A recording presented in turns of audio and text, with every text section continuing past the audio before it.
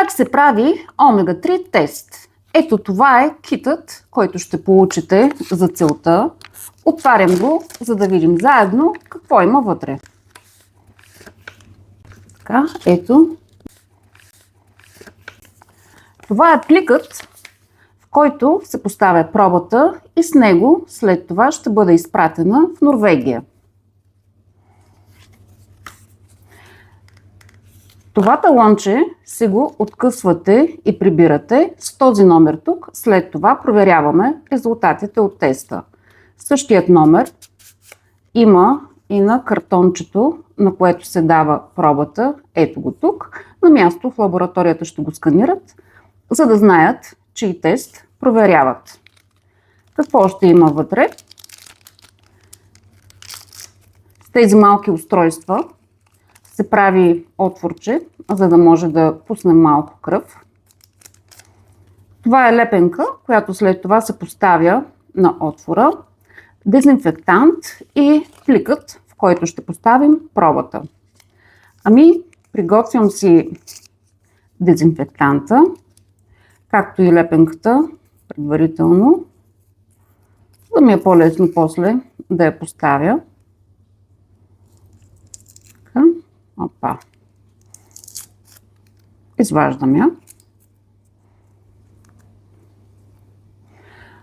Винаги гледам да подготвя пръста, така че да има кръв в крайчето.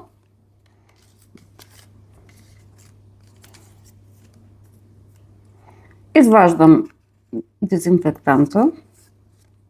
Почиствам. Има две устройства за пробиване, в случай, че едното е повредено или ако се наложи да се прави отвор отново. Всъщност ще ми е по-лесно да ползвам десния пръст, може би. Така.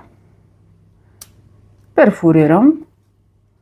Накапвам кръв, като гледам да бъде в кръгчетата и да не излиза извън тях.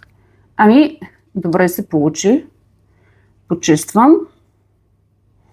И сега ще поставя лепенката, за да не умърлям това, което съм сътворила. Оп.